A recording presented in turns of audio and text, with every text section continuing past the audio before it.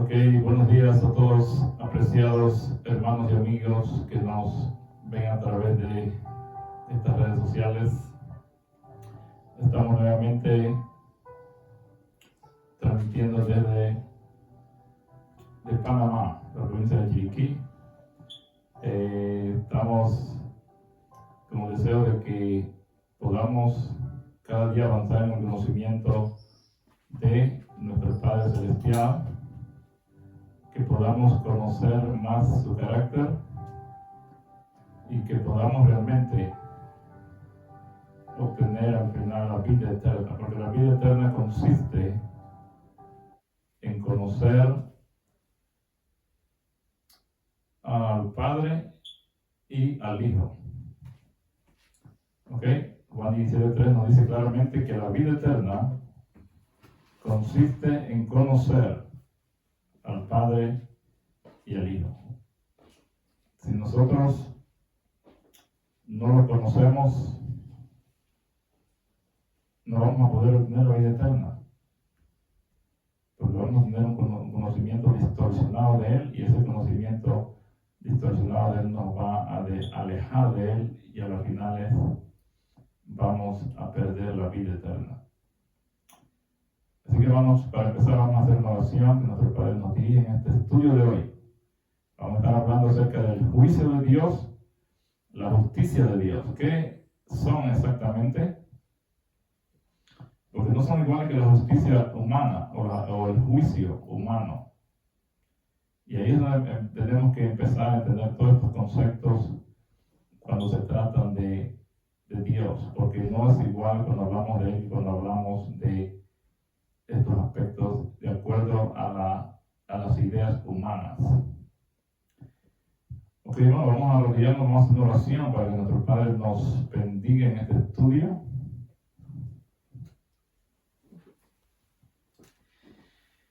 Amado Padre que en el cielo, santificado sea su nombre. Gracias nuevamente por la oportunidad de estudiar más de su palabra, y le pedimos que su Espíritu esté con nosotros para que nos dé sabiduría de lo alto. Sabemos que la palabra fue inspirada por medio de su Espíritu a estos hombres dedicados a usted, tu Padre, a los profetas, patriarcas y a sus apóstoles y demás. Queremos que usted nos inspire en este momento para poder entender su palabra y que nos ayude en este proceso de poder conocerle mejor y a la final podamos obtener la vida eterna. Gracias, Padre, en nombre de su Hijo amado se lo pedimos y rogamos todo. Amén.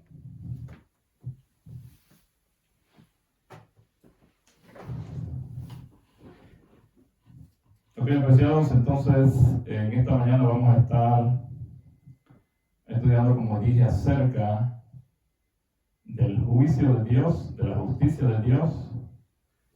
Vamos a ver qué diferencias hay con la justicia que nosotros consideramos justicia en este mundo y con los juicios que se dan en este mundo, los juicios de las cortes o los juicios que yo mismo, las personas hacen de otros.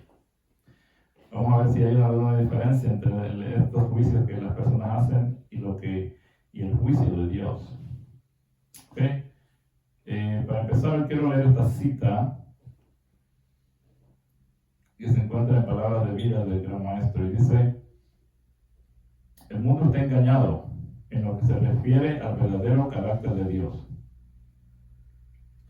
El mundo está envuelto por las tinieblas de la falsa concepción de Dios. Los hombres están perdiendo el conocimiento de su carácter, el cual ha sido mal entendido y mal interpretado.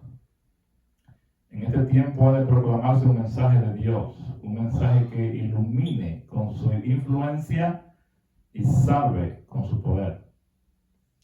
Su carácter ha de ser dado a conocer. Sobre las tinieblas del mundo ha de resplandecer la luz de su carácter, ha de ser dado a conocer.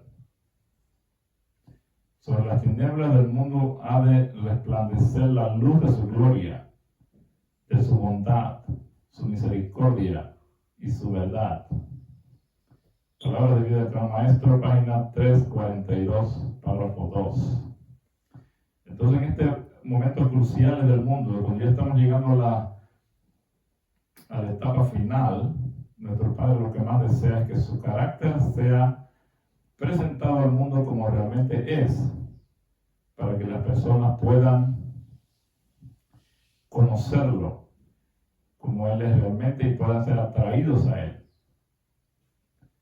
Cuando el mundo entero empieza a ver a personas que reflejen ese carácter de Él, aquí dice que la tierra va a ser iluminada con su gloria. Apocalipsis 18:1 habla de que ese cuarto ángel va a iluminar la gloria, va a iluminar al mundo con la gloria de Dios. Sabemos que la gloria de Dios es su carácter. Y la única forma en que nuestro Padre pueda revelar su carácter es a través de personas. Ya su Hijo no está aquí, pero a través de los 144,000 que son un grupo especial que van a conocer todas las verdades finales y las vivirán, las pondrán en práctica en su propia vida, las predicarán al mundo con poder. El mundo entero va a conocer a este Dios verdadero. Así como Yeshua lo vino a representar aquí, así también pues sus hijos verdaderos van a representarlo. Así que vamos a estudiar en este día acerca del juicio. Si nosotros deberíamos temer al juicio, algunas veces nosotros estamos preocupados por el juicio, ¿verdad? Porque empezó supuestamente en 1844 y creemos que se están llevando allá todos estos juicios, que Dios está apuntando a lo más mínimo, y eso nos causa temor y miedo, ¿no? Porque cada cosita pequeña Él lo está apuntando supuestamente. Pero realmente Dios no necesita estar apuntando nada de eso. El amor de Él por nosotros es tan grande que Él se olvida de las ofensas cometidas, porque en 1 Corintios 13 dice que el amor no guarda rencor. En otras versiones dice, el amor no guarda un récord de las ofensas cometidas hacia esa persona, si realmente esa persona ama de verdad. Y esto del juicio, vamos a estudiar en otro tema separado acerca del juicio investigador, que fue lo que pasó exactamente, pero en resumen, este juicio investigador no es más que nada como en un lugar específico donde está llevando a cabo esto, sino más bien en nuestra mente. Dios quiere purificar nuestra mente, que el santuario sea purificado. El santuario real somos nosotros. En nuestra mente, nuestro Padre quiere purificarlo para que ya nosotros no estemos mandando pecados al cielo, no tengamos que estar arrepintiéndonos ni arrepintiéndonos. Él desea transformar nuestra mente. Y si ustedes y todos los hijos de Él en esta tierra permiten que su espíritu mora en ellos, ya ellos no tendrán que estar pecando, porque cuando uno tiene el espíritu de Dios, usted ya no peca, ¿verdad? Entonces, al momento que usted no peque, ya no sigue mandando pecados, obviamente que va a ser purificado, pero más que nada la purificación que Dios quiere es la purificación de su pueblo, en su mente, en su cuerpo. ¿Ok? Entonces en este momento vamos a estudiar acerca del juicio, luego de la justicia. En primer lugar vamos a empezar con la justicia, y como el juicio va a ser el más largo el tema, ¿verdad? En la justicia solo vamos a dar un repaso porque la vez pasada en uno de los temas estuvimos hablando de esa justicia. ¿Ok? Entonces veamos cómo la Escritura define la justicia de Dios. La Escritura sobre Dios, cómo Dios ejecuta la justicia. Dice en Salmos 89:14, la justicia y el juicio son la morada de tu trono. Misericordia y verdad irán delante de tu rostro. ¿Okay? Entonces en este versículo vemos algo muy común en la Escritura acerca de que se usa un paralelismo hebreo. En el paralelismo hebreo, en dos palabras o frases se explican entre sí. O sea, una dice una cosa, la otra que viene lo va a decir en otras palabras, pero es un paralelismo entre la primera frase y la segunda, ¿no? O entre la primera palabra y la segunda. Entonces aquí vemos que en este caso la justicia dice, La justicia y el juicio son la morada de su trono, misericordia y verdad irán delante de tu rostro. Entonces vemos aquí que la justicia es paralela a la misericordia, mientras que el juicio es paralelo a la verdad. ¿Ok? Entonces vemos que la justicia es paralela a la misericordia. La justicia de Dios no es como nosotros nos imaginamos, que es castigar al pecador. Obviamente que el pecador tiene su castigo, pero no porque Dios en la justicia de Él tiene que castigar al pecador. O sea, Dios tiene otros medios. Él no es como nosotros, Él no es como los tribunales humanos que estamos acostumbrados nosotros a ver.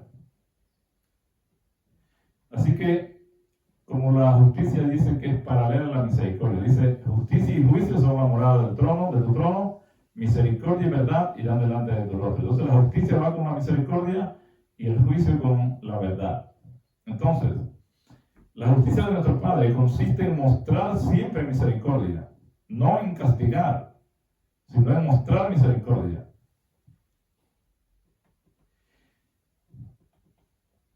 ¿Qué es la misericordia?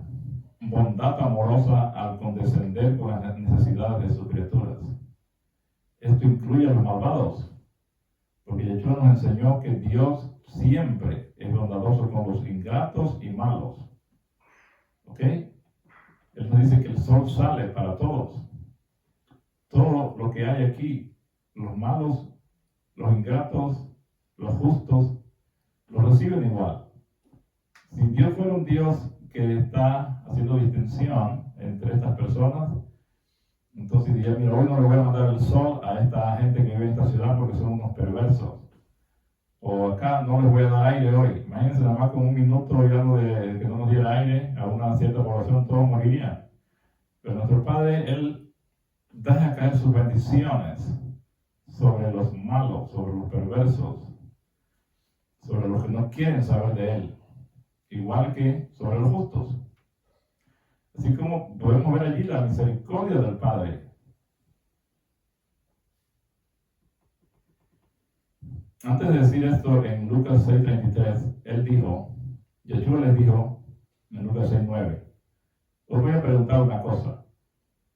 ¿Es lícito en los días de reposo hacer el bien o hacer el mal? ¿Salvar una vida o destruirla? Imagino que ustedes han leído ese texto en Lucas 6:9. Y también allí hay un paralelismo.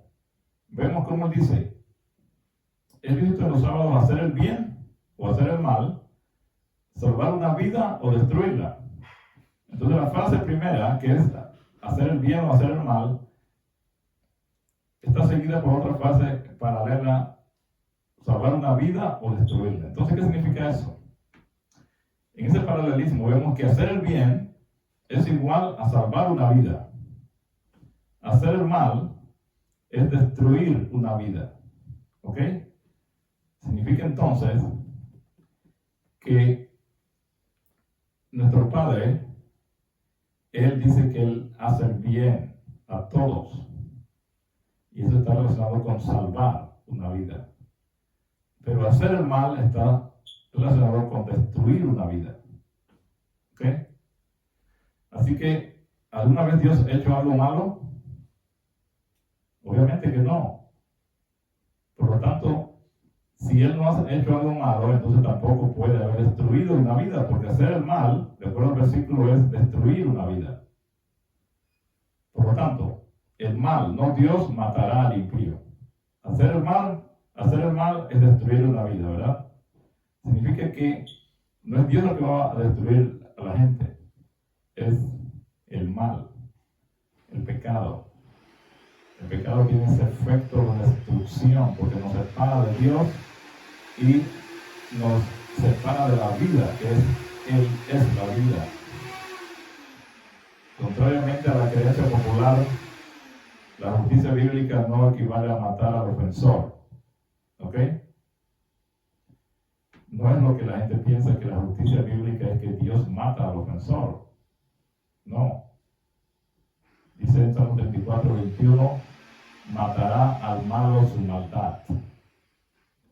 Su propia maldad obrará en él como un cáncer que te causa a la final que te vayas a morir.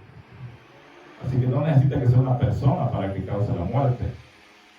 Como muchos piensan, dicen, no, el pecado no es una persona para que cause la muerte. El pecado, cuando la persona lo tiene dentro, lo separa de Dios, lo separa de la vida. Y solo la separación de la vida ya es la muerte, ¿no? Ahí en la palabra griega, para destruir, en el texto que vamos a leer, conlleva el significado de matar, declarar que uno debe ser condenado a muerte. Ese es el diccionario Tyers Greek Lexicon. Así que podríamos traducir esa, de acuerdo a la versión literal estándar, ese versículo de arriba ellos lo traducen como: es lícito en los sábados hacer el bien o hacer el mal, salvar la vida o matar. ¿Ok? Destruir es lo mismo que matar. En ese contexto y en la palabra que se está usando en griego se puede usar también como matar. Así que vemos que Dios obviamente, Él no va a matar, porque significaría hacer el mal. ¿Creen ustedes que Dios hace mal? No. Entonces, si hacer el mal es igual a destruir la vida o matar, entonces obviamente que la muerte no va a venir por parte de Dios, porque Él no hace el mal. Espero que se pueda entender esto. Aquí en este ejemplo se puede ver la justicia de Dios en acción. Vamos a ver cómo se ve en acción. En Salmo 82:3 dice: hacer justicia al pobre y al huérfano, hacer justicia al afligido y al necesitado. Ok, entonces como podemos ver, la justicia de Dios no se trata de buscar una retribución, sino de hacer lo correcto, defender al pobre, al huérfano, al afligido. Esa es la justicia de Dios.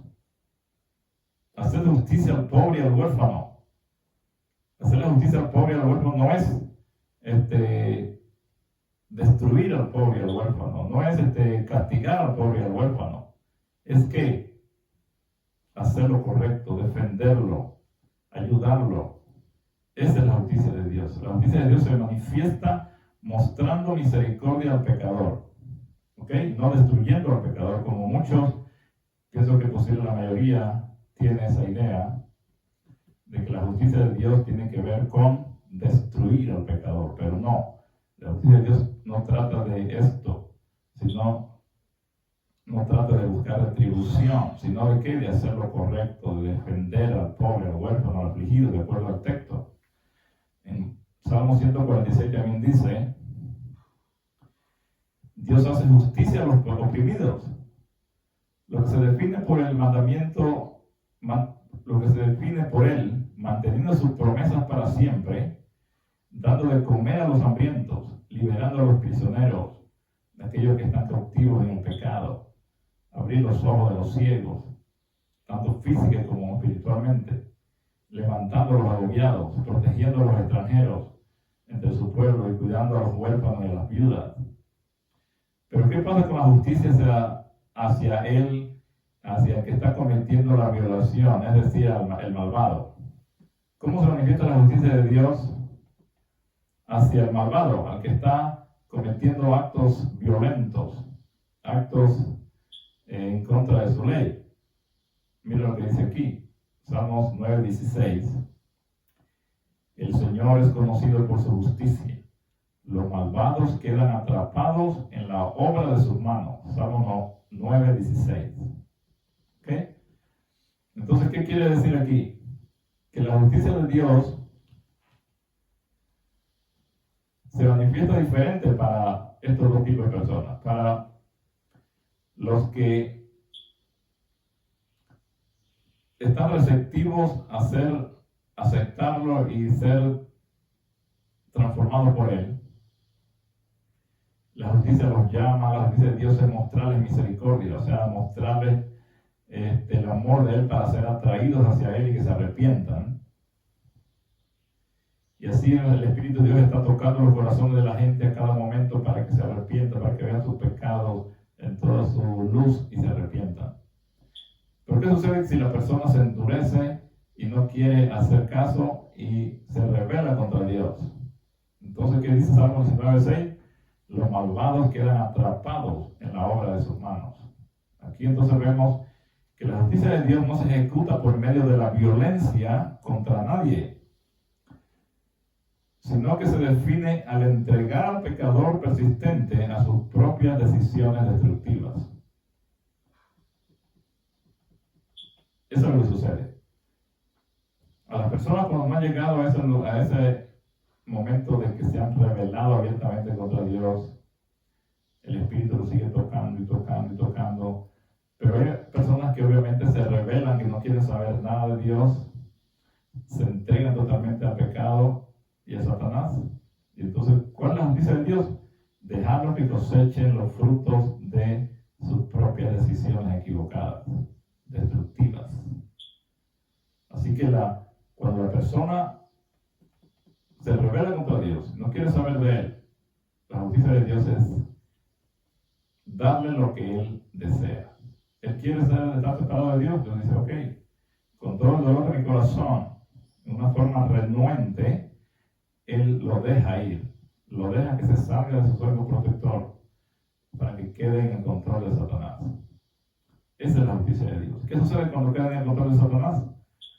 Obviamente no le va a ir bien. Satanás, aunque usted se haya ido de su parte, él no puede controlarse a sí mismo de no hacerle el mal a esta persona. Algunas personas las toleran por un tiempo porque están siendo instrumentos para cargar a otros a la ruina, como cantantes de música rock o música con cosas satánicas y eso. Él los deja por un tiempo porque están atrayendo muchos jóvenes a sus filas.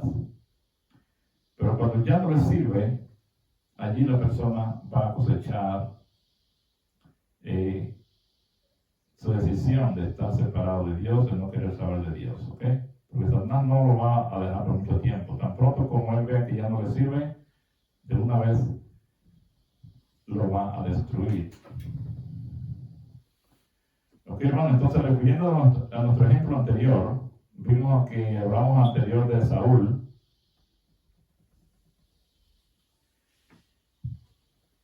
Dice que Dios destruyó al rey Saúl de acuerdo con su estricta justicia al entregarlo a las decisiones destructivas que había tomado. ¿Cómo es que Dios actúa entonces? Cuando alguien quiere estar separado de él lo deja. Que recoja los frutos de sus decisiones equivocadas. En cada decisión que tomó, Saúl se fue desconectando y se apartando de Dios, de la fuente de la vida, y como Dios nunca interferirá en la libre elección de una persona, permitió que Saúl cosechara lo que había sembrado. Así que Dios es siempre benigno con los ingratos y malos. Dios no tomará represalias con el mal, dice en Proverbios 10:22 y 1 Pedro 3:9. Por lo tanto, Dios no destruye a nadie. Pero después de un tiempo, los malvados son entregados a la destrucción que ellos mismos han causado. Y así que se manifiesta la justicia de Dios con el transgresor, con el pecador que no quiere saber de él. Lo deja que coseche, como dice Gálatas 6:9. Todo lo que el hombre sembrare, eso también segará. Si sembró odio, rencor, asesinato, él va a cosechar lo mismo. El que cuchillo mata, a cuchillo muere. En Salmos capítulo 7 leemos: alabaré al Señor por su justicia, cantaré alabanza al Señor soberano. ¿Cómo se ejecuta aquí la justicia de Dios?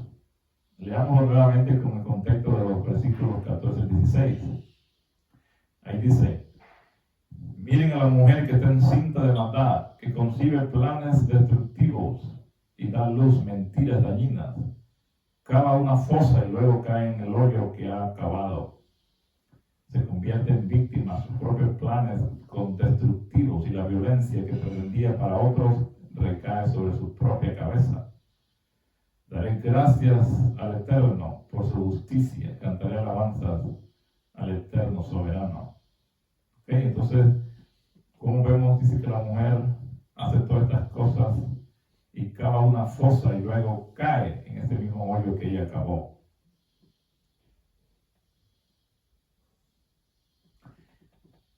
Antes de ver a Ellen White, también E.G. Wagoner, él tenía escribió acerca de esto y decía: las misericordias de Dios perduran para siempre, aunque hay algunos que no las quieren aceptar.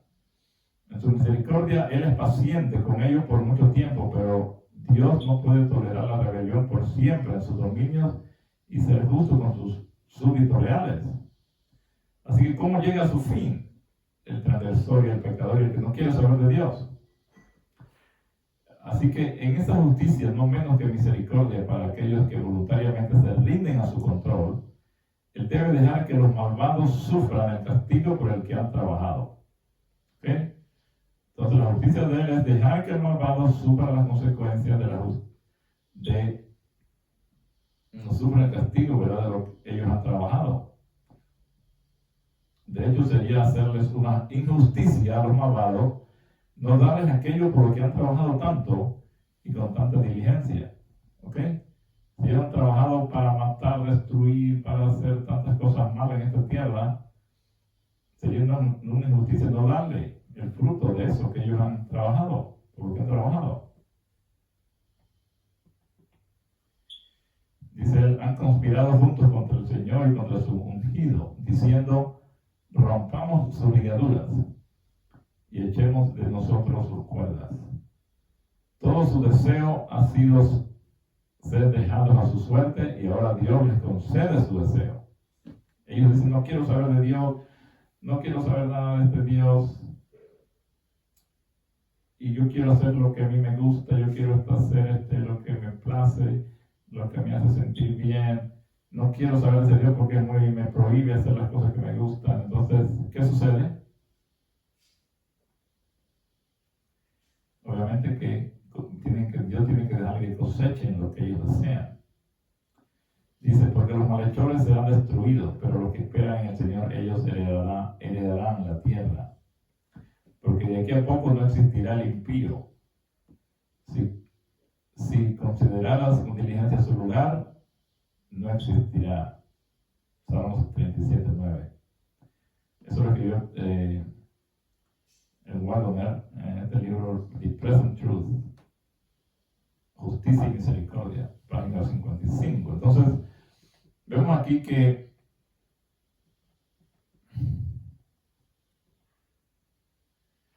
ahí también en su artículo anterior, Wagoner decía, por ejemplo,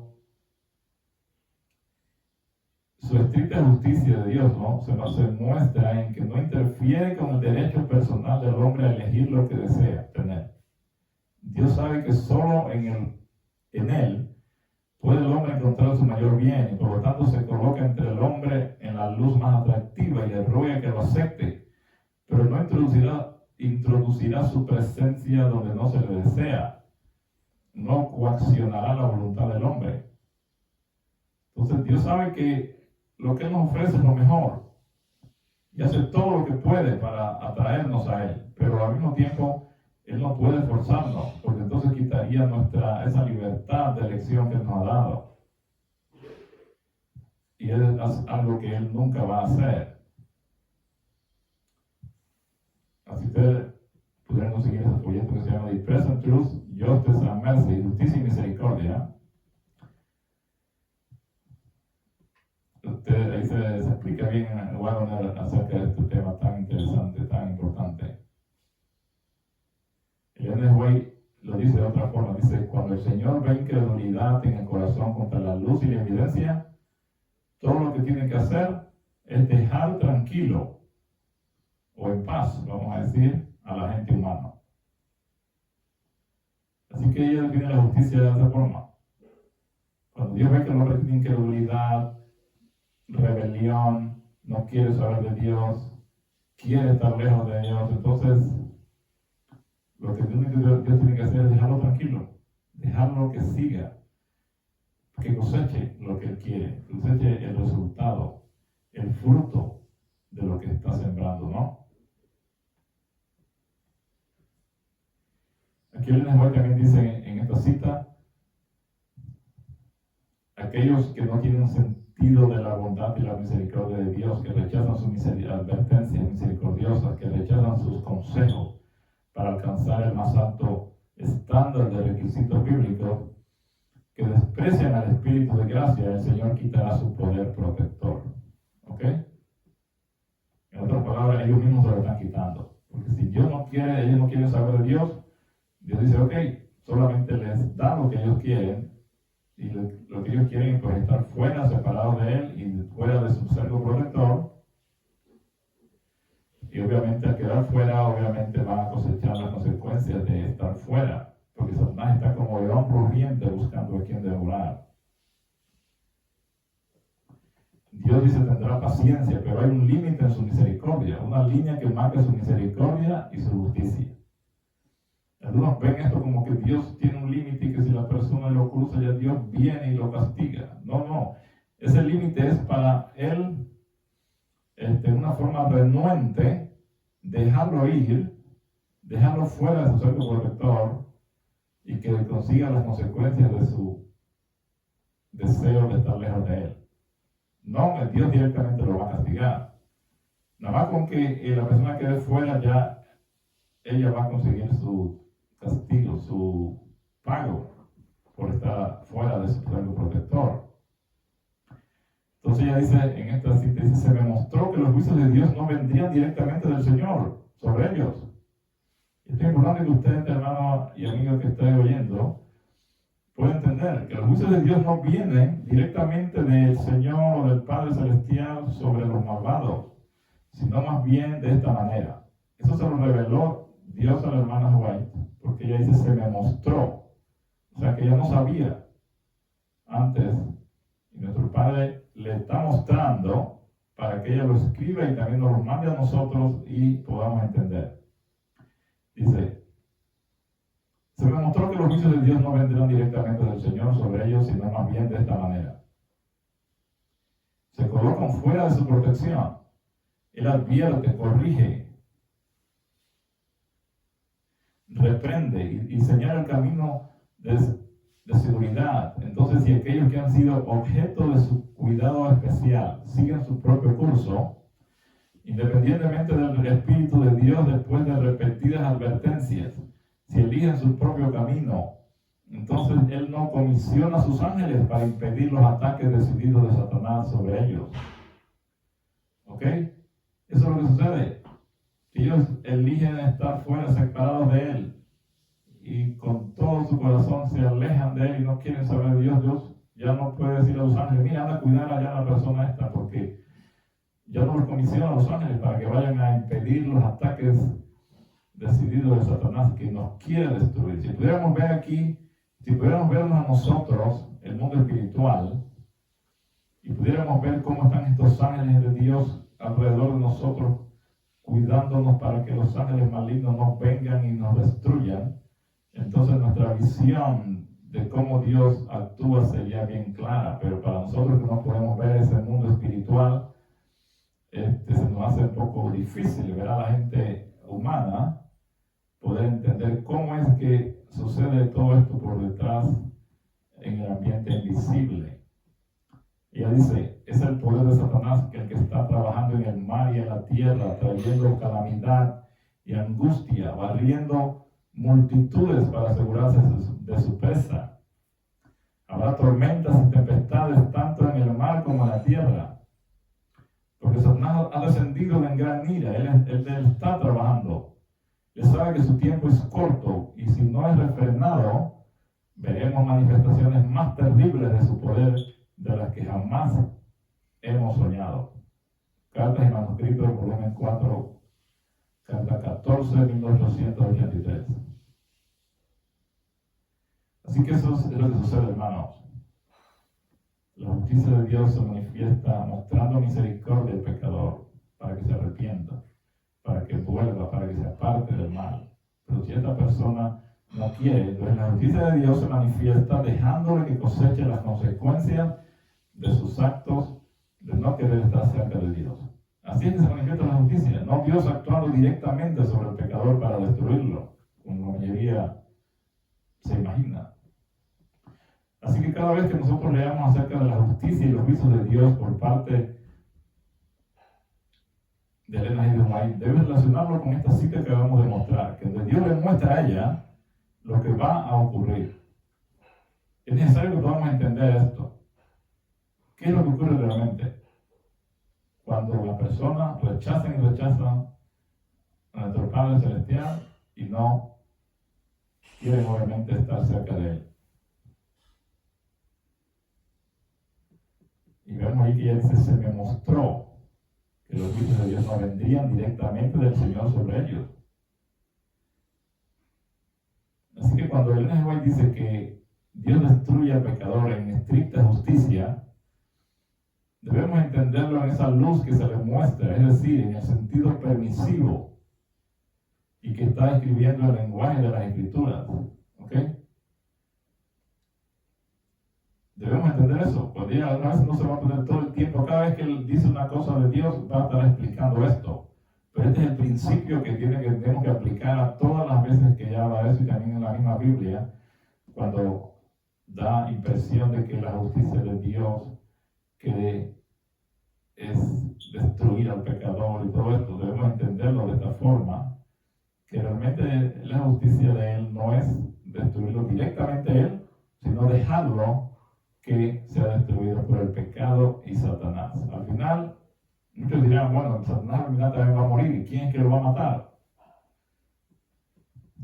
Muy fácil. El pecado que tiene, los pecados, todos van a morir por sus pecados, los impíos y Satanás y sus ángeles. Los pecados que están dentro de ellos los van a matar. Así mismo como murió el Salvador, ya lo hemos mencionado, el Salvador hay una cita clara donde no fue el lanzazo que recibió, los golpes, todo lo que le hicieron, lo que lo mató, sino que, dice ella, los pecados de la humanidad que estaban sobre él fueron los que le causaron la muerte. ¿Ok? Le causaron una angustia del corazón, les causaron una angustia mental que es capaz de destruir. Se menciona como un fuego que sale dentro de él, pero eso realmente es el efecto que tiene el pecado cuando se enfrenta a Dios. Dios no tiene que hacer nada para destruir al pecador, solamente si la persona tiene pecado, cuando se enfrenta a él, le va a causar ese efecto. Y así van a morir todos los impíos al final, cuando rodeen la ciudad y el Padre y el Hijo estén allí. Antes de eso van a ver toda su vida rápida en un video, van a ver todas las veces que Dios trató. Pero ellos, al ver eso y ver su condición, ellos mismos se van a dar ese castigo, se van a sentir culpables, que no merecen, que merecen la muerte. No pueden estar en la presencia de un Dios santo, de un Dios con un amor tan grande, tan desinteresado comparado al de ellos, un corazón lleno de egoísmo y de maldad. ¿Ok?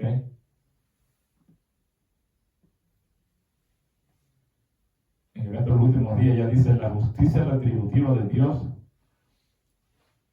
Allí hablando de la justicia retributiva de Dios, dice la copa de iniquidad está casi llena y la justicia retributiva de Dios está a punto de descender sobre los culpables. La maldad de los habitantes del mundo casi ha colmado la medida de su iniquidad. Esta tierra casi ha elegido el lugar donde Dios permitirá al destructor obrar su voluntad en ella. Ya la copa se está llenando. Cada día que el mundo avanza más hacia el fin, la maldad y el pecado ya en aumento, y va a llegar un momento en que el Espíritu de Dios se va a retirar de la tierra. Y eso sucederá cuando todo el mundo haya oído este mensaje final de salvación y haya tomado su decisión. Allí el Espíritu de Dios se retirará y se volverá un caos aquí en este mundo controlado por Satanás. Eso va a durar poco tiempo realmente, pero va a haber el efecto de que el Espíritu de Dios ya no esté aquí y el efecto del hombre estar separado de Dios. ¿Ok? Allí es donde vendrán las 7 postreras plagas. ¿Ok? Entonces, ¿quién es el que está destruyendo? El destructor. ¿Quién es el destructor? Satanás es el destructor. Dios es el restaurador. Una de las razones por las que Satanás destruye es porque rechaza la idea de justicia de Dios. Dios permite que la justicia de Satanás sea ejecutada para que el universo viera cuán destructiva es la idea de justicia que tiene Satanás. ¿Cuál es la idea de justicia de Satanás?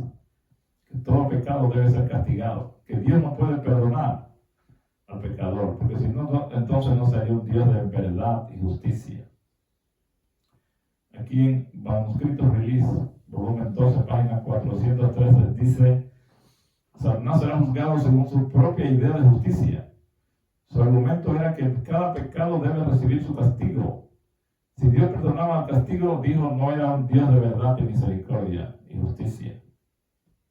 Así que Satanás recibirá el juicio que él dijo que Dios debía ejercer. O sea que su propia idea de justicia es la que le va a caer sobre él mismo.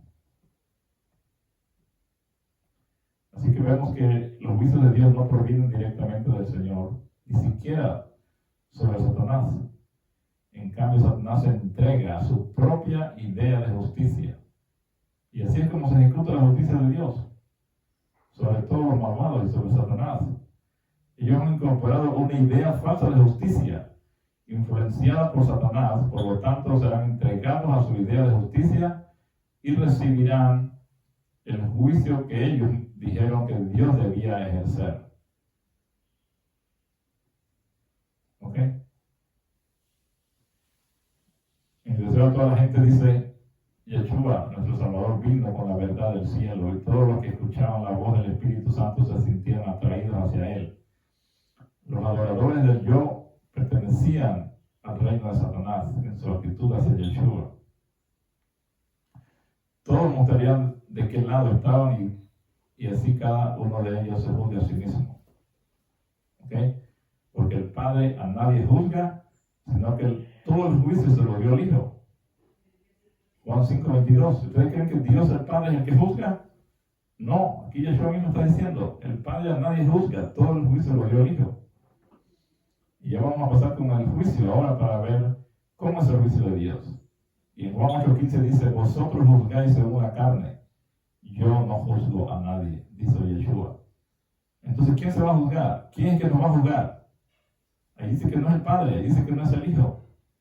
Cada persona se dará su propio juicio y se va a considerar indigno de la vida eterna, así como en Hechos 13:46, después que Pablo y Bernabé estuvieron predicando allí, las personas rechazaron el mensaje, y Pablo dice, ellos se consideran indignos de la vida eterna.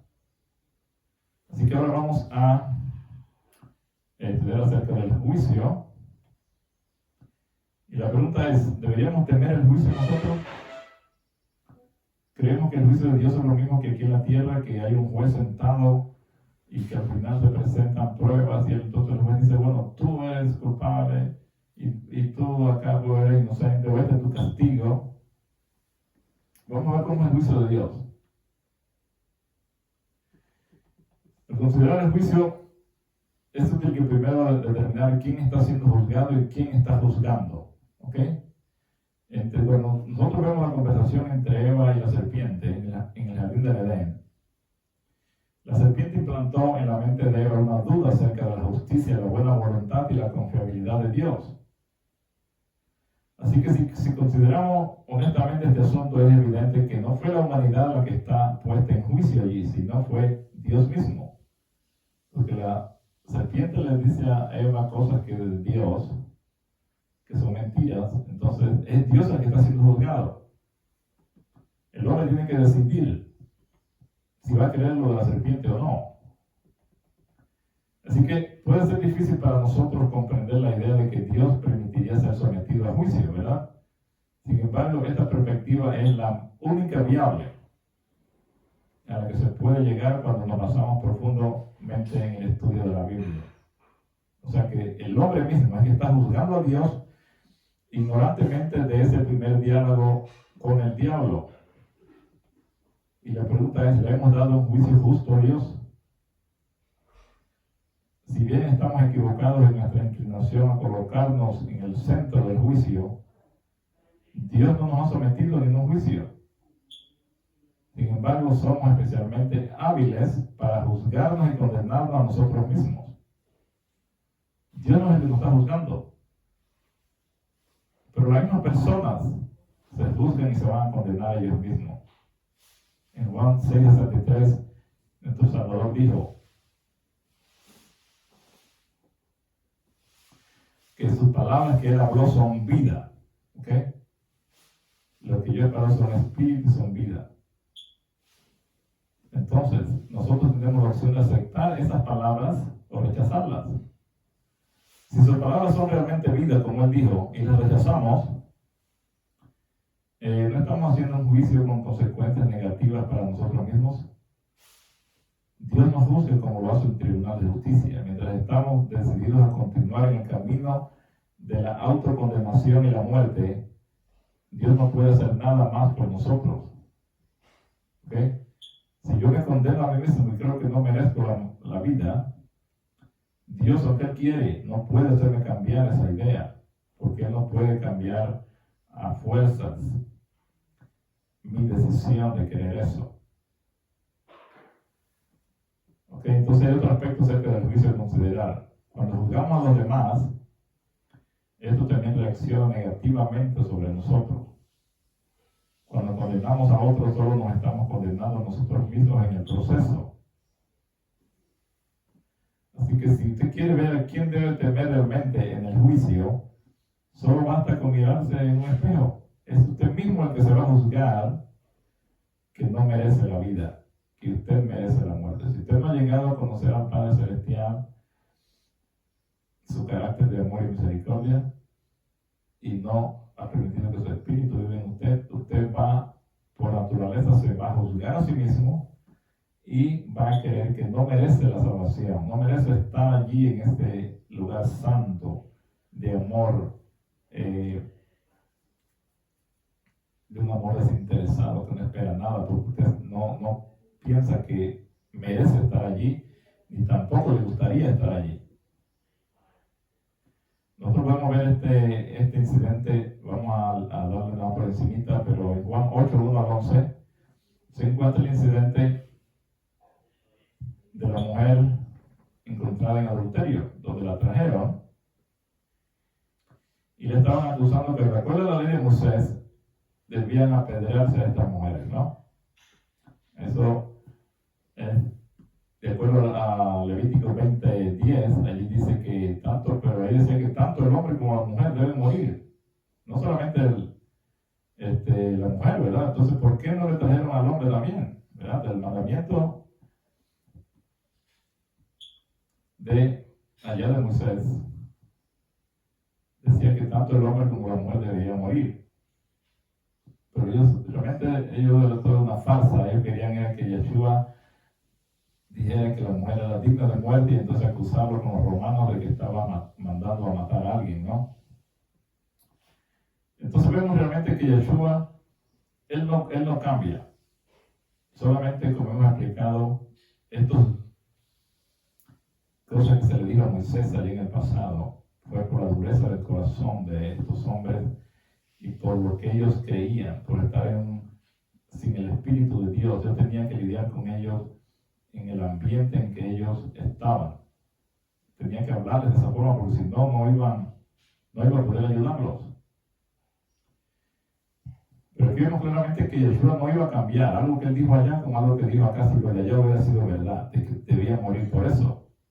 Aquí él muestra que eso no fue lo que él quería realmente y lo muestra cómo. ¿Acaso mandó a decirle a la mujer que la matara? ¿O le sacó todos los pecados a los que lo trajeron allí? ¿Qué dice Yeshua? Él inclinado en el suelo, dice que escribía allí en el suelo, ¿no? Entonces él les dijo: el que de vosotros esté sin pecado, sea el primero en arrojar la piedra contra ella. Y otra vez siguió escribiendo. Estas personas se acercaban a ver qué era lo que escribía, y cuando se acercaban veían sus propios pecados allí escritos. ¿Acaso Yeshua condenó a alguno? Al final final le pregunta a la mujer, ¿dónde están los que te acusaban? Ella dice, ninguno te condenó, le dice él. Le pregunta, ¿verdad? Y ella dice, no, ninguno. Entonces Yeshua le dijo, ni yo te condeno, vete y no peques más. ¿Ok? La mujer fue llevada ante Yeshua presentada como una infractora de la ley. Ya dijimos, ¿verdad? Que ellos lo que querían era destruir a Yeshua, nuestro Salvador, como los romanos, y él decía que sí merecía la pena de muerte. Obviamente que Yeshua no iba a cambiar lo que él dijo allá, así que si eso de allá lo dijo él, entonces él estaría cambiando. Pero ya sabemos que no, eso que se dijo allá atrás fue por la dureza del corazón, no lo que salía del corazón de Dios. Porque Dios no mata ni destruye a nadie. Así que podemos ver que Él ahora va a mostrar lo que Él es realmente. Así como en Mateo 5, dice, en la antigüedad se les dijo, Él era el mismo que lo había dicho a Moisés. Pero dice, pero ahora yo os digo, allá Él no se identifique con eso que se dijo allá porque no fue de Él realmente. Se los dijo por la dureza del corazón de ellos, por la situación de pecado en la que ellos se encontraban, que no entendían y era la única forma de poderlos ayudar. Pero Él ahora dice lo que es verdad, lo que sale de Él mismo y dice, amad a vuestros enemigos, haced bien a los que os extrañan y os persiguen. Si ves a una mujer para codiciarla, ya adulteró con ella en su corazón. Le muestra lo que realmente es el corazón de Dios. Eso es lo que realmente está en Él, no esas otras cosas. Yeshua por eso les dice en Marcos 10:15, por la dureza de nuestro corazón. Se escribió eso. O Moisés les escribió eso. Si nosotros pudiéramos ver que Yeshua aquí, Él era Dios aquí en la tierra. Él era divino humano. Él tenía derecho de ejecutar un juicio si Él quería. Pero Él no emitió ningún juicio. ¿Qué hizo? Escribió acá. ¿Qué pasó? Los hombres vinieron a ver y ellos se juzgaron a sí mismos. Y eso está de acuerdo a lo que hemos leído en Juan 5:22 y Juan 8:15, donde Él dice, el Padre no juzga a nadie. Y en 8:15 dice, ni el Hijo tampoco. Y ahí lo mostró, Él no juzgó a nadie. Solo le escribió los pecados de estas personas y ellos al verlo, ellos mismos se juzgaron. ¿Y qué hicieron? Se fueron. Así es que actúa el pecador cuando es enfrentado con su propio pecado. Se va a condenar él mismo. Así que Yeshua tenía un propósito en todo lo que él decía y hacía. Cuando escribió ahí en el suelo, no fue para evadir la pregunta que le estaban haciendo los líderes religiosos. Él conocía todo. Él conocía las circunstancias que habían llevado a esta mujer ante él. Conocía cómo ella había caído en esa situación de ir bajando su moral hasta llegar a ese nivel de vender su cuerpo. Conocía a todos los que las trajeron también, a sus acusadores.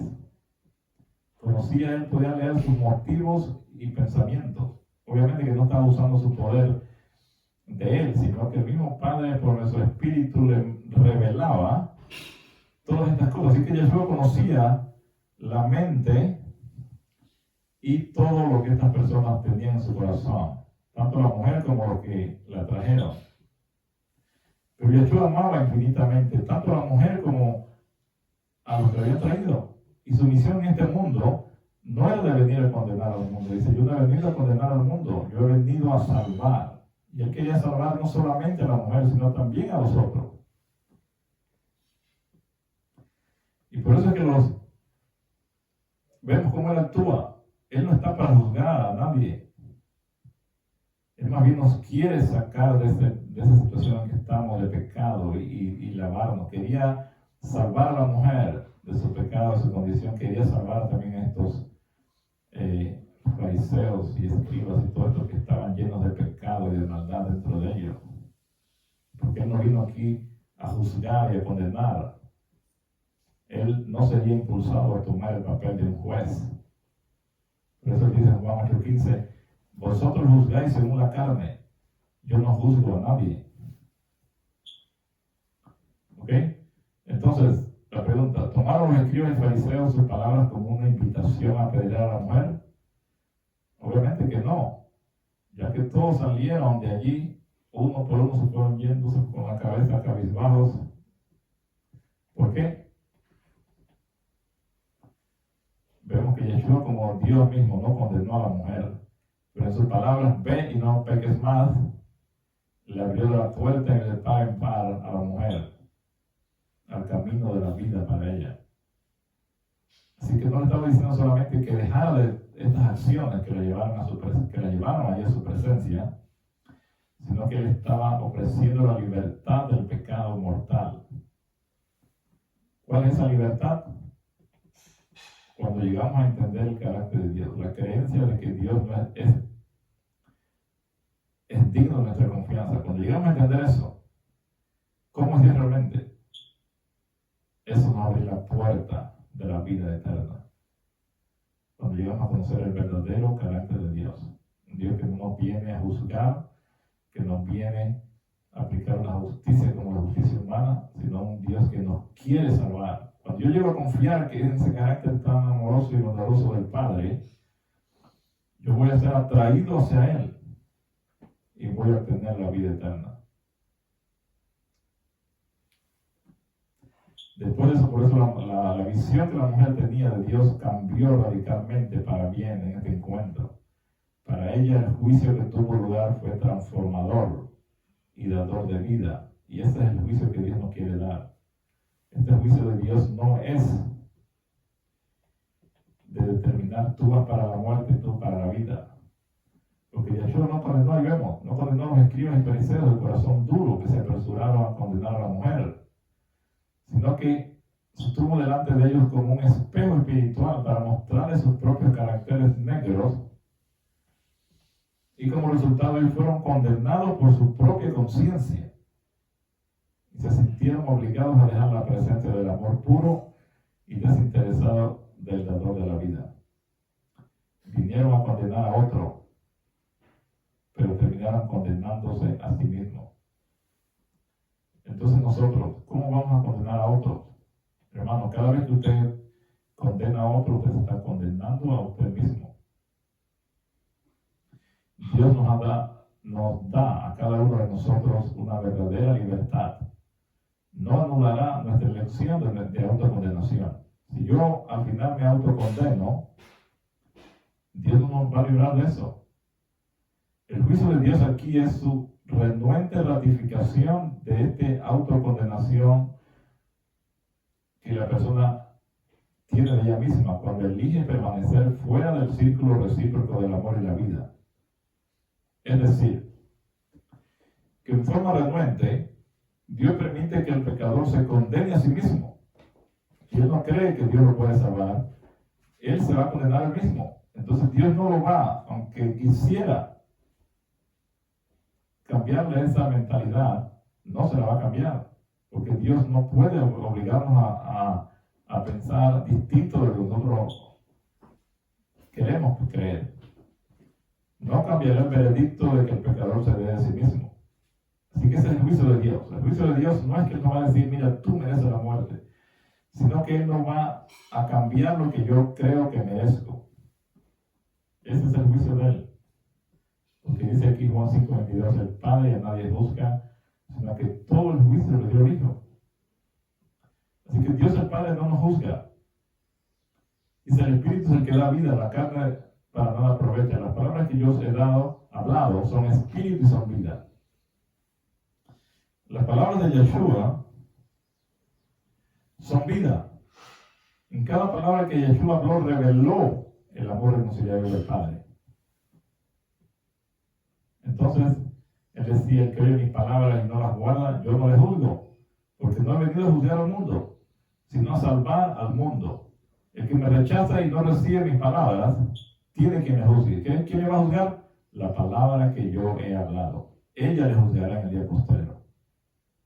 Entonces Yeshua no nos va a juzgar, ni el Padre nos va a juzgar. Ya vimos los textos, Juan 5:22, Juan 8:15.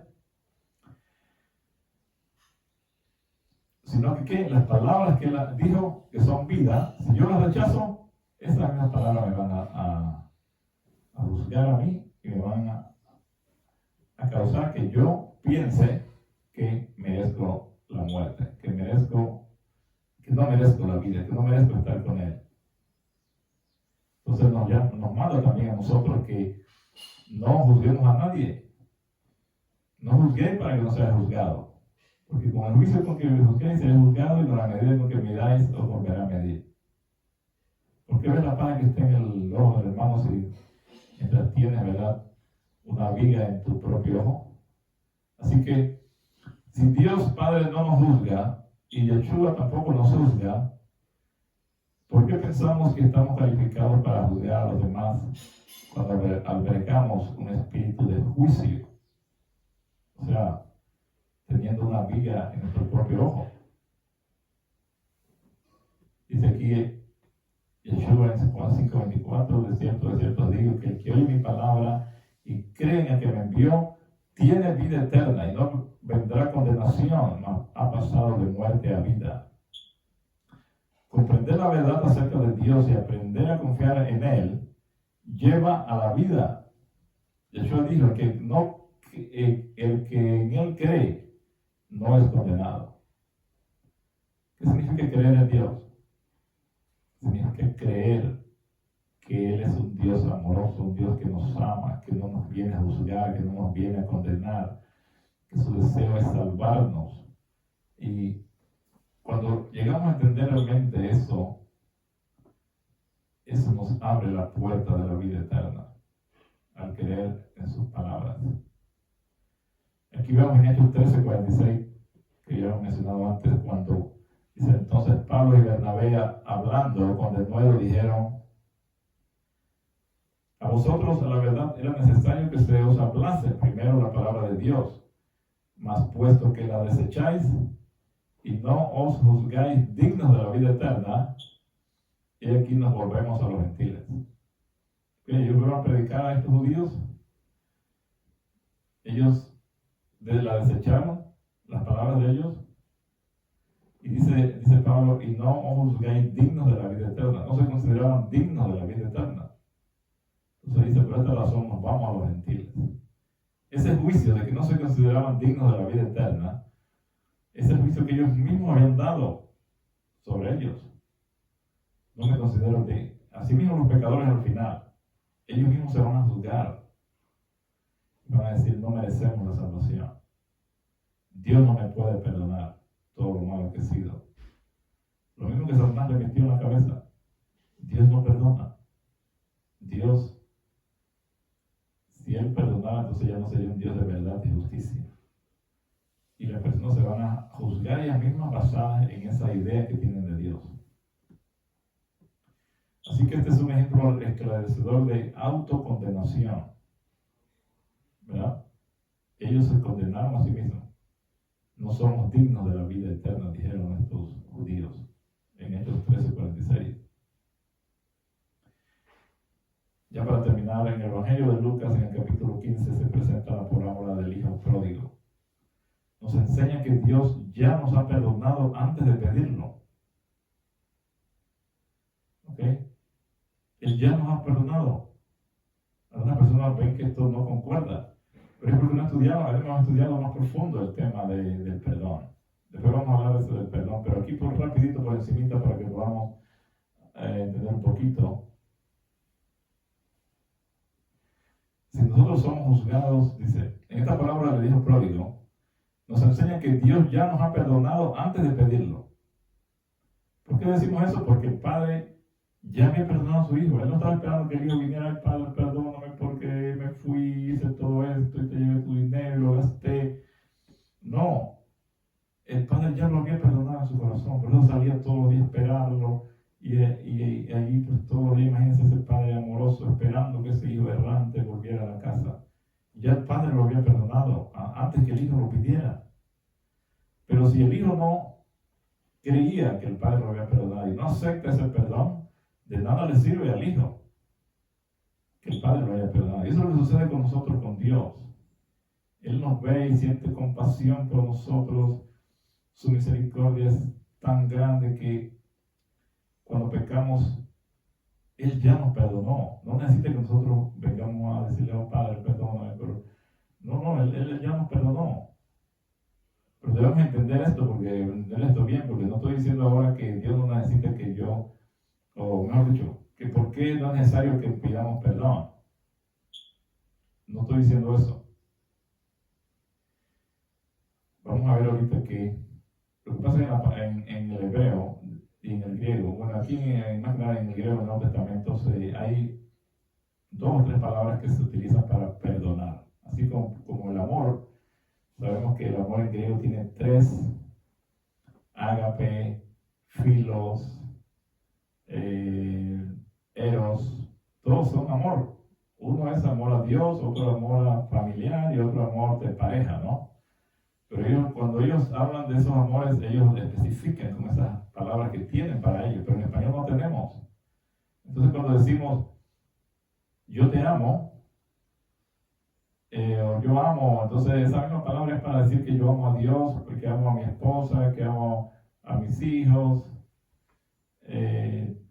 ¿Entiendes? O sea, no hay diferencia, pero en griego sí hay diferencia cuando decimos que amamos a alguien. Solo con la palabra que se use de amor, ya la persona que está oyendo sabe de qué amor se está refiriendo. Pero en español no tenemos eso. Y también para la palabra perdonar es lo mismo. En griego, por ejemplo, hay 2 palabras principales para perdonarla. Una se llama charizomai, que es la G5483, que es el perdón como lo siente el que perdona. O sea, esa palabra charizomai se refiere al perdón como lo siente la persona que perdona, porque siempre hay 2, el que perdona y el que es perdonado. En Efesios 4, 31 y 32, ahí podemos ver esa palabra, charizomai. Y entonces dice, quítense de vosotros toda amargura, enojo, ira, gritería y maledicencia, y toda malicia. Antes ser benignos unos con otros, misericordiosos, perdonándoos, charizomai, perdonándoos unos a otros, como también Dios os perdonó, charizomai, a vosotros en Yeshua. Se describe a los efesios como perdonados cuando todavía tenían una serie de rasgos malignos de carácter. Aquí no se dice sí. Si no se arrepienten de eso, yo no los voy a perdonar. Pero aquí en Efesios 4:31 se muestra el amor incondicional del Padre Celestial por la palabra charizomai, donde él dice que ya nos había perdonado. A pesar de que tenían todas estas cosas, se aparten de eso, dice, y que muestren misericordia unos a otros, como también Dios os perdonó a vosotros en Yeshua. Cuando se habla de ese charizomai, se está hablando en este caso del amor, el perdón que Dios el Padre experimenta en él. Y este perdón que Dios tiene ocurre antes de que la persona se arrepienta. Siempre Dios va a tener esa actitud de perdonarnos. No hay nada que Él no pueda perdonar. Él siempre va a tener esa actitud de misericordia, de perdón, de estar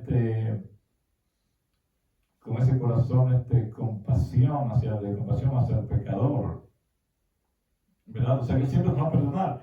Pero entonces está la otra palabra que se llama apiemi, la G863, que es el perdón como lo siente el perdonado. En 1 Juan 1:9 dice, si confesamos nuestro pecado, Él es fiel y justo para perdonar apiemi nuestros pecados y limpiarnos de toda maldad. En esta palabra apiemi, que es el que siente el que es perdonado, es el otro perdón. Uno es el charizomai, el que siente el Padre ante nosotros, y el otro es apiemi, el que siente el pecador, el que ha transgredido, el que ha hecho algo malo.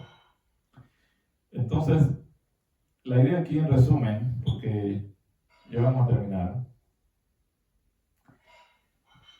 es que nuestro Padre, Él siempre nos va a perdonar, siempre va a tener una actitud de compasión hacia nosotros. Pero si yo no experimento el segundo perdón, el perdón que experimenta el pecador, que se llama piemi, entonces yo no voy a creer que Él me ha perdonado. O sea que no importa que ya Dios me haya perdonado, pero si yo no lo siento, de nada me sirve, de nada le va a servir al pecador que Dios ya lo haya perdonado, porque Él mismo no se ha perdonado, Él no ha creído que Dios lo ha perdonado. ¿Entienden, hermanos? Entonces esa es la gran diferencia. Dios siempre va a perdonarnos. Y no necesita que yo vaya a Él a pedirle perdón. El que necesita eso soy yo, el pecador.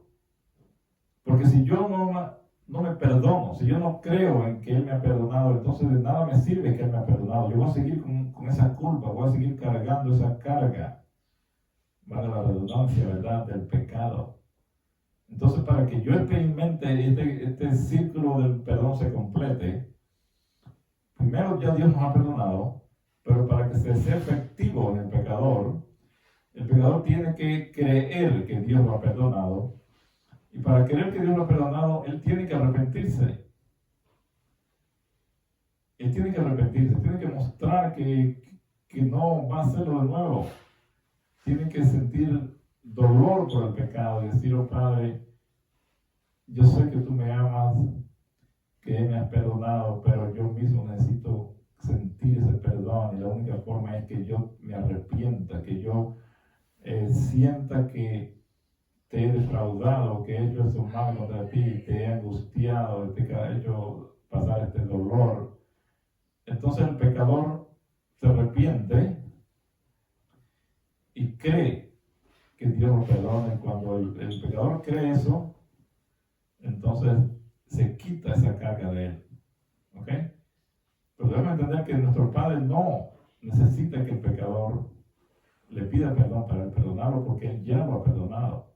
Es el mismo pecador que lo necesita hacer para quitarse ese peso del pecado que lleva sobre él. Entonces, así mismo, en el hijo pródigo, ustedes ven, el padre ya lo había perdonado. Pero cuando el hijo llegó, el padre no lo reclamó: no, mira, primero pídeme perdón antes de que yo te perdone, y anda, báñate, y anda, límpiate y pon un perfume, porque yo no te quiero aceptar así. No, el hijo llegó y el padre lo vio y corrió. Imagínate este hijo lleno posible de excremento de cerdos y todo allí, ¿verdad? Y el padre no dijo: oh, mira, anda, báñate primero antes de que yo te pueda abrazar. El padre, ¿qué hizo? Fue, corrió y lo abrazó y dijo: mira, a los siervos, mire, quítenle esa ropa inmunda que tiene y báñenlo y pónganle un anillo y vamos a hacer una gran fiesta. Eso realmente muestra el carácter del Padre Celestial. Él ya nos perdonó. Somos nosotros los que necesitamos creer que Él nos ha perdonado. Mientras usted no pueda creer eso, va a seguir cargando con la carga del pecado. Y así podemos ver, hermano, entonces, que el juicio de Dios no es determinar: mira, tú te vas a salvar y te vas a perder, sino mostrarnos nuestros pecados, que usted se dé cuenta y usted entonces elija creer que Él es bueno, que Él es perdonador, que Él ya te perdonó. Él quiere que nosotros nos veamos a Él como Él nos ve, como Él nos valora, así como Él nos valora, que nosotros también nos valoremos. Él nos enseña a ser ciegos a los pecados de los demás, así como las diferencias artificialmente construidas que nos dividen, como el sectarismo, que de una religión odien a los otros, de la nacionalidad, o de una tribu con otra, o partido político, de la raza, la educación, posición social, etc. Todo eso, Dios quiere que los tiremos por el suelo, porque para Él no hay diferencia entre una persona y otra, no importa las cosas que el mundo considere importantes o diferentes en las personas. Así quiere el Padre que nosotros nos quitemos todas esas ideas y podamos amar a todos. Los fariseos no entendieron esta lección que Yeshua les trató de enseñar allí. Eran extremadamente sectarios y veían a los gentiles que no eran de ascendencia judía como perros. Eran expertos en ver los pecados de los demás. Pero nuestro Padre no nos ha mandado a eso, hermano. Para terminar, quiero decirles, ahí dice que ya en Juan 3:16, que de tal manera amó Dios al mundo que envió a su Hijo unigénito, para que todo aquel que en él cree no se pierda y tenga vida eterna. El que cree en Él no es condenado, pero el que no cree ya ha sido condenado porque no ha creído en el nombre del unigénito Hijo de Dios. Y aquí el nombre significa el carácter de Él. Si nosotros realmente llegamos a conocer el verdadero carácter del Padre y lo rechazamos, esa revelación de carácter que el Hijo de Dios vino a darnos, en realidad estamos rechazando a Dios. Si uno de nosotros rechaza el testimonio que el Hijo vino a dar del Padre, estamos realmente rechazando a Dios. Porque en Yeshua, Dios está diciendo, así es como realmente soy. Si usted no quiere rechazar a Dios, tiene que aceptar el testimonio que el Hijo vino a dar. ¿Qué testimonio el Hijo vino a dar? Está en todos los evangelios, está en el libro del cielo a toda la gente, está el libro que podemos leer acerca de eso, las palabras, el discurso maestro de Yeshua. Y ahí podemos entender cómo era el carácter de Dios.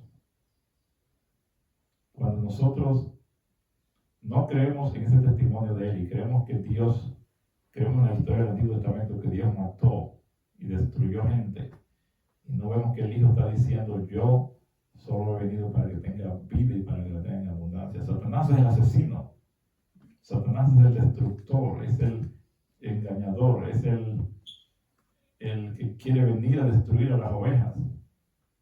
Él es el destructor, Él es el engañador. Yo no tengo que ver nada con Satanás. Si nosotros no salimos de ese error, vamos a tener un modelo totalmente distorsionado y vamos a tratar de ser como Él es. Y esas ideas de maltratar a los demás, de hacerles daño, vamos a pensar que pueden ser en cierta forma excusadas si lo hacemos en nombre de Dios. Pero Yeshua vino a mostrar el verdadero carácter del Padre. Y si nosotros queremos realmente llegar a ser como Él y a predicar estos mensajes finales, tenemos que imitar a nuestro Salvador y llegar a ser como Él. Ese es el mensaje más poderoso que se dará al mundo en esta última generación. Que nuestro Padre los bendiga en este día. Gracias, hermanos, y esperamos que usted pueda compartir estos videos para que las personas puedan conocer más del verdadero carácter del Padre, que se reveló totalmente a través de su Hijo. Que nuestro Padre los bendiga a todos.